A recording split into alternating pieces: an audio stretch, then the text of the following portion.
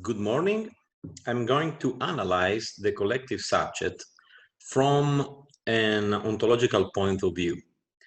The central nucleus of this analysis is the notions of ontological foundations that Husserl proposes in the third logical research. The topic of the third logical research is the relationships between the whole and the parts. My work tries to decline the concept of ontological foundations in the field of social relationships. First of all, let me clearly highlight the thesis that I intend to present and defend. My thesis is the following. The collective subject are real social worlds. Their existence, identity, and emerging structure are founded on social relationships that have an ontological power, the power of foundation. There is a real ontological foundations if and only if the relationships between the parts are capable of changing their ontological status from independent to relatively non-independent parts. In this case, the relationships between parts become moments of unity of a real whole with its own emerging structure, with its own normative net and a specific causal power. Therefore, being part of a collective subject does not simply mean feeling that way. In other words, my analysis does not focus on the psychological dimensions of a subject who feels part of a group or feel left out. Behind the psychological dimensions, the ontology must investigate the conditions of existence of the different types of aggregates or whole of which people can be part or members. First of all, I'm going to highlight the essential differences between an aggregate and a real social whole. I take the audience as example of aggregate. By means of the method of phenomenological reductions, we can identify some ontological features, characteristics of the aggregate as such, behind the accidental differences between different types of aggregates. First of all, we can notice that there is no process of compositions because the audience is the random result of disjointed individual actions. It is simply the sum of them. In the same way, there is no process of breakdown because also the dissolutions of the audience is the random result of disjointed individual actions. It is simply the subtractions of them. Indeed, every member of the audience joins it or leaves it independently of what the other spectators do. Each one attends the show being motivated by his own private interest, and her participation is not the result of an agreement with the other members of the audience. Again, there are no horizontal codependency bonds between parts. The sum or subtractions of some members has no, indeed, consequences for the way of belonging of other. And again, in the same way, there are no vertically dependency bonds between the parts and the aggregates.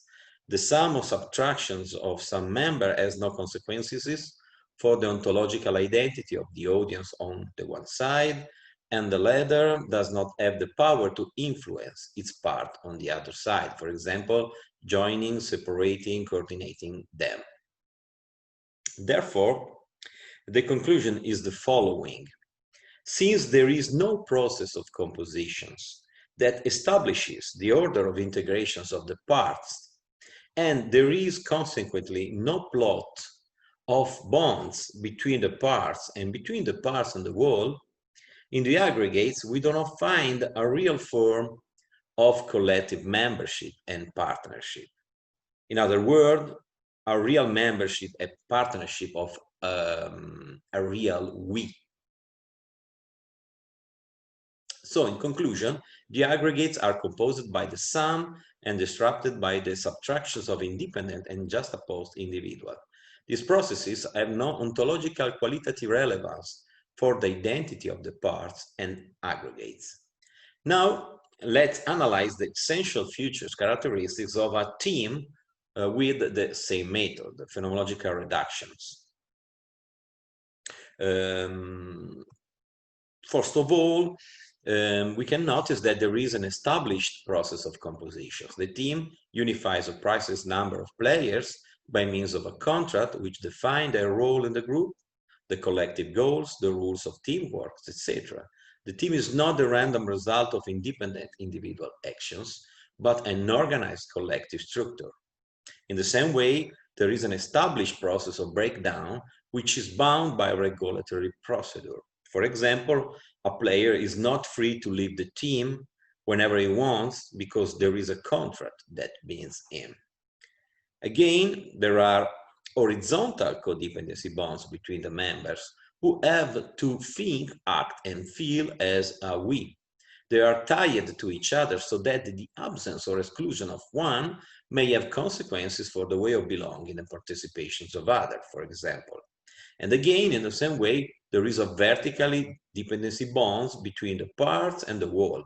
The integration or exclusion of some members could have consequences for the ontological collective identity and the quality of collective agency on the one side, and the collective has the power to influence its part on the other side. For example, joining, separating, coordinating them.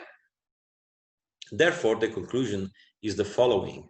Only the collective subject are real social wars, since in them it is possible to trace a real ontological belonging and a real collective participations. Belonging is regulated by a precise process of compositions in which the parties are bounded to certain constitutive rules. Collective participations is in turn established by the fact that these membership rules bind the parties together, motivating them to act in the interest and in the perspective of the entire collective. So in conclusion, the social walls, collective subject, are formed by means of the relationship between member people, member person.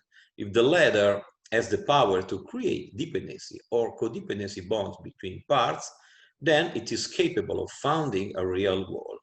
Unlike a mere aggregate, the social wall cannot be reduced to the sum of its parts. It is indeed an emerging structure, which is characterized by its own intrinsic plot of moment of unity, in which the parts linked to each other together constitute something that was not there before, a real ontological novelty. Now, I think it is important to focus attention on the Husserlian notions of ontological foundations. Husserl distinguishes two types of relationships that can generate a wall: the foundational relationships and the connected relationships, which respectively give rise to different types of wall, the dense wall and the second species wall. About the first type of walls, Husserl states, a content A is founded on a content B if A there cannot be by its own essence, that is by an essential law on the basis of its own specific nature without B. Therefore, the dense wall is expressions of the essential correlationships between no independent parts. For example, according to Husserl, color and surface are non-independent parts because we cannot represent each other independently. Color and surface are thus parts of a wall, which is the expressions of their essential correlation. About the second species wall, Husserl states, when we talk about link, connection, etc., strictly speaking, we mean the second species wall, that is, certain contents which are independent from each other, in which then the wall can be divided into its fractions, found a new context as forms connecting them. Therefore, the second species wall are generated by relationships that are capable of giving shape to a plot of bonds, a structure, between the parts and between the parts and the new emerging entity.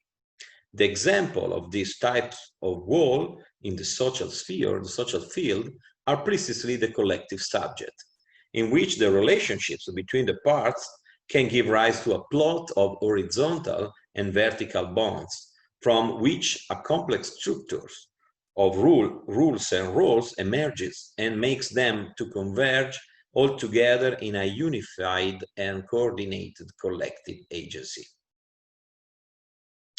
Trying to summarize also graphically what I've tried to highlight, we can start from this slide to finally focus on the type of social world that interests us. The three figures represent three different types of relationships between parts. The first is an aggregate of parts that stand together on the basis of an extrinsic criterion, such as the spatial contiguity. This first type of grouping is ontologically equivalent to the sum of the entities that we decide to collect in the same set. According to me, the laws and theories of mereology are appropriate to explain this type of phenomenon. The second figure shows a type of wall consisting of dependent or codependent parts, which are essentially and intrinsically permeated and indivisible. For this type of phenomenon, mereology is no longer sufficient, is no longer appropriate, because the ontological foundations is a type of relationship essentially and ontologically different from the sum of two distinct, disjointed parts. Finally, the third figure shows a wall consisting of relationships between relatively non-independent parts. They are not essentially founded on each other, as in the previous case, but in certain circumstances, they can join together, giving shape to a new emerging structure. Also, in this case, mereology is no longer appropriate, because the ontological constitutions of a second species wall call into questions a real ontology of constitutions, of the constitutions, a real constitutions theory, in which the notions of relationships, bonds, and structure play a fundamental role. Looking deeper into the plot of the relationship between the parts of a collective subject, we can trace what distinguishes it from a mere aggregate. In a collective subject that is in a second species wall, we find a binding regulatory structure: new rules, new roles, new responsibility, new aims, new powers, new hierarchies, new rights, new duties, new values, new friends of enemy, of us. All these ontological news unify the way of thinking, feeling, and acting of the group member in a single and new structured intentionality, the collective one, to which corresponds a real collective agency, which is no longer the sum of individual actions, but the result of a plot of codependency bonds within an emerging structure of collective norms, rules, roles, values, and aims. Let me finally highlight two specific characteristics of the second species walls, which we do not find in any types of aggregates. The first is the possibility of building diachronic constraints between parts existing at different times, as in intergenerational unions. The second is the possibility of building the localized bonds between parts existing in different places, as in axiological unions. In the first, we have a collective agency that lasts over time behind the continuity of the parts. In the second case, we have a collective agency that is independent of the fact that the parts are close to each other. Indeed, human beings, as we know, can act as a real we behind the conditions imposed by the trances of time and the limits of space.